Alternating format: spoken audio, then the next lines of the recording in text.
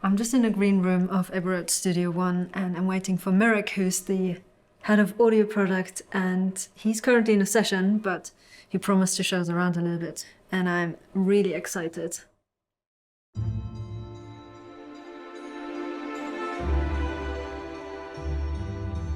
When I think about Abbey Road, I think about history, aspiration, pioneering, magic, and probably like everybody else, the Beatles. It's just a place that captures music that millions around the world, including your most favorite composers, with some of the most memorable theme tunes. From what I gather, this studio in particular went through a fair few chapters before it even arrived at the point of recording any film music at all. If we rewind a bit, can you set the scene of the very early stages of this place? I mean, so I guess this is like the centerpiece of Abbey Road. It always has been, I guess it always will be. This is where the opening ceremony was of Abbey Road Studios in 1931. It was filmed by Pathé Morricone and Sir Edward Elgar with the LSO. Big event in London, really. It was the world's first purpose-built recording studio. Newspaper headlines with London's latest wonder. So no one had done this before.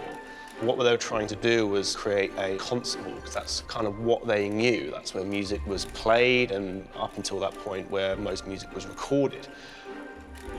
It was very Art Deco. It was actually designed by Wallace Gilbert and Partners, who are famous for doing the Hoover Building in West London. So like kind of quite famous Art Deco architects, but not studio designers. I mean, studio designers didn't exist back then, I suppose. But yeah, trying to recreate this concert hall. So it had very kind of beautiful Art Deco pillars up the walls, but everything else was kind of bare brick. Brick is obviously porous, even though it's like a hard surface. So it was kind of a bit of a problem. Apparently, Arturo Toscanini walked into this room, picked up his baton, and then literally before the orchestra played a note, he threw the baton on the floor, stormed out saying, I can't possibly record in a room like this. So it was a problem. So yeah, when you mentioned the changes, I think the changes this room has been through since 1931 has always been about chasing the perfect acoustic. They got quite desperate at times. The problem is they were trying to get a bigger sound. And I think probably the most risky thing they tried was this thing called, I think it was called amberphony or amberphony, I can't remember how it's pronounced, but it was a series of speakers they placed around the room. This would have been in the 60s. And those speakers went through a delay, and the idea being is that they would feed some of the recording live back into the room through the speakers to try and get a bigger sound. Which was a disaster. I mean, I think it got used like 3 or 4 times before people was like, we can't do this, this is silly. They're getting feedback and all that sort of stuff. But that's how desperate they got. So yeah, it's been through a lot of changes. And what we see now, it's been like this probably since the mid-70s. Ken Townsend was the studio manager at the time, still unsatisfied with the sound of the studio. And the story goes, these blue kind of, I guess you'd call them blue bits of material, he found them in a local hardware store. And he just thought, they look hard and reflective, let's just try those. Let's attach those to the wall and see if it sort of, livens up the room a bit. And it kind of worked. So yeah, it's been through a lot of changes. And it's now to the point, so since the mid-70s, it's kind of, we wouldn't change it for love nor money. It's just developed this sound that people, composers and artists love. So that was the era when there was classical music recorded. And then, from what I read, it kind of dried out, had a bit of a dry spell. Yes, I mean, the studio was, classical music. This room was built for classical music. Yeah. And Yehudi Menuhin kind of did like hundreds of recordings in this room. So yeah, it was built for classical music, and that carried on very successfully up until the kind of mid-70s, maybe late 70s. By that stage, a lot of the repertoire had been recorded, and there wasn't a huge amount of new classical music coming through.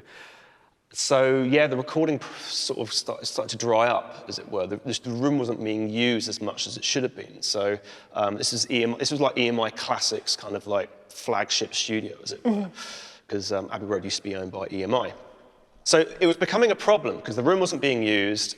I think there were games of football in here and badminton and whatnot. People were driving in their car. There used to be a driveway into the studio here for the orchestras to load in. People were driving their cars in here and sort of working on their cars. It just wasn't being used as a studio, which was, not great, especially with the money people sort of saying, what is going on? There was a scoring stage over in West London called Anvil. Alien, the first Star Wars film, Superman, Space Odyssey, all these amazing films were scored at Anvil Studios, and the lease was up on their building. Eric Tomlinson, who was the head engineer, he started speaking with Ken Townsend. Ken was like, okay, well, you bring the business here and we'll provide the space and we'll do like this joint venture. And they came up with Abbey Road Screen Sound. Unfortunately, at the same time, digital came onto the scene. Yeah. And EMI Classics wanted to re-record all the repertoire again digitally for CD release, that sort of thing. So there was this clash of this new business, the film industry, with EMI Classics wanting to get back into what they saw as their flagship studio. And it was a bit of a nightmare, apparently. But, we're still here. Yeah. It's fine. Better that than the alternative, which was they were going to divide this up into like smaller pop studios with underground car parking. And that was just one of the plans they drew up because they were so desperate to sort of do something with the space. If that had happened, we wouldn't be standing here now.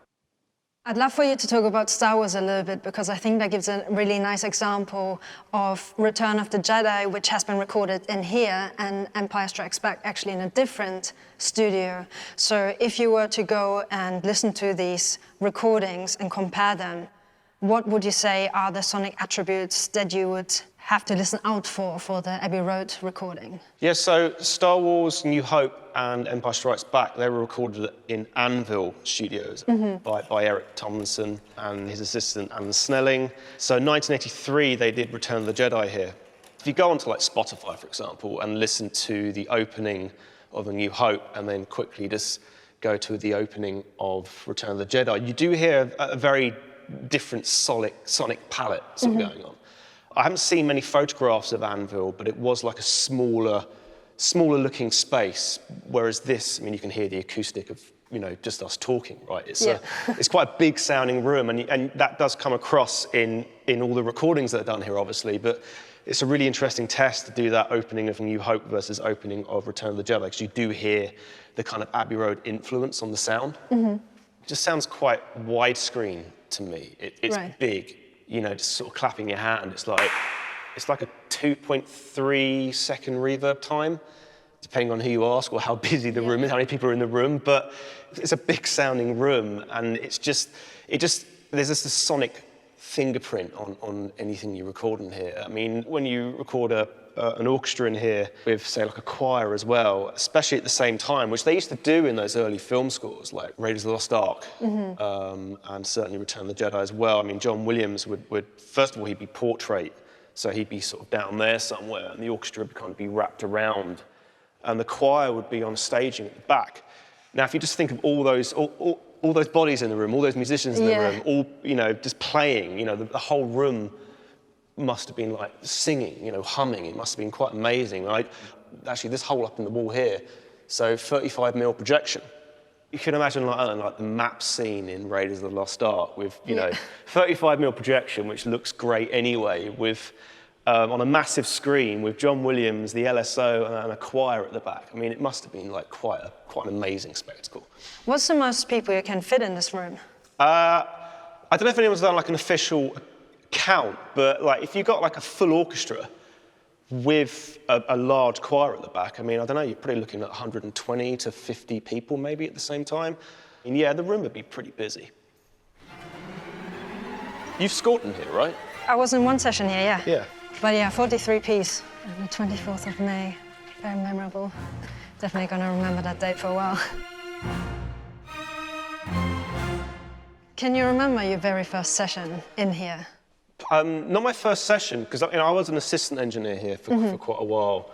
One project I'll never forget, I was assisting Simon Rhodes, who does a lot of Spitfire projects. Still, he's here at Abbey Road still. It was a James Horner film called Enemy at the Gates, and I'll never forget it. Working with James Horner was amazing. He did like over 15 scores here. But it was that thing I mentioned earlier on about the projection. It wasn't 35mm projection, but it was video projection. And not many people do this anymore. But I think James always liked to do it. He insisted on it almost. But it was that kind of thing where the lights would come down, video projection of the film onto the huge screen at the back there.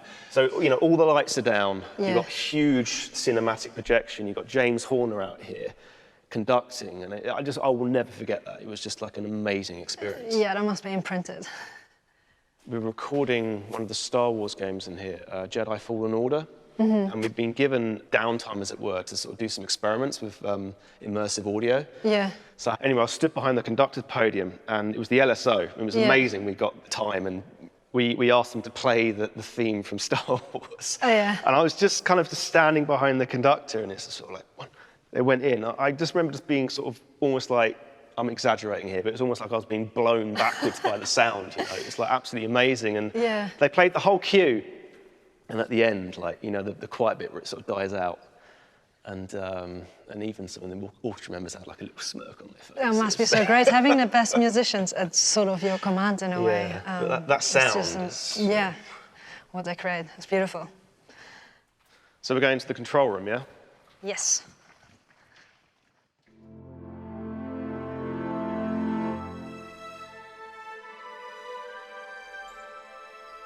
It feels so special being in the live room, but also in the control room. But when I looked at pictures, it looked completely different. When Abbey Road first opened, they were still recording onto wax discs. You had about 5 minutes of recording time at the most. And the control room was tiny, it was just like a small box, because there'd just be like a guy there with a telephone and this cutting device onto wax. And I think they had maybe 4 microphone channels to play with, and that was it. The old control room back then, it was kind of this area you can see here, and it was kind of facing kind of that way. So the control room would be here, and there'd be a small window there where you could see the musicians.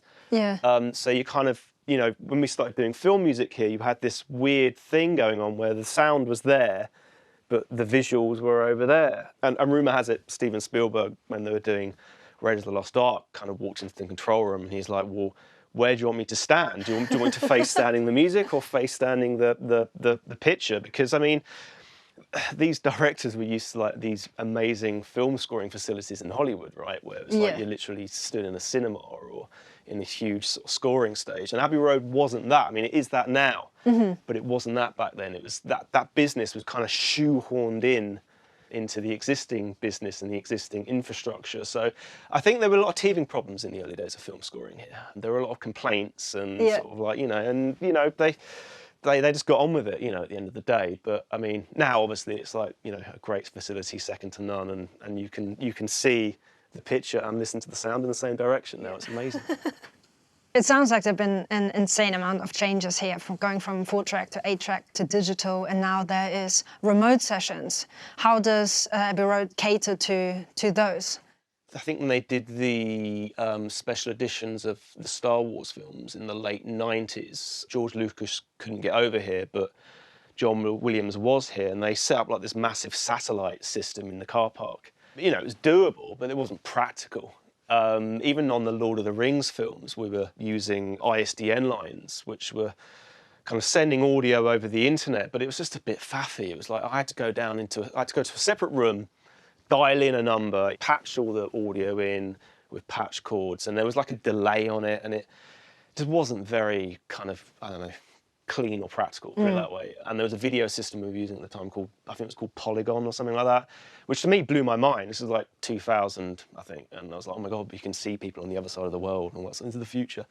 But I mean, now obviously that's the norm with like Zoom and all that sort of stuff, and things like audio movers. It's just so easy now. It's like a plug-in in Pro Tools, and you just hit go, pretty much. It's there with hardly any delay, all that sort of stuff. So it's just practical now. It's becoming the norm. It's something that I don't think is going to go away anytime soon. Thanks so much for taking the time to showing us around, but I'm going to let you get back to the session now. Pleasure. Yeah, thanks. We need to get on now.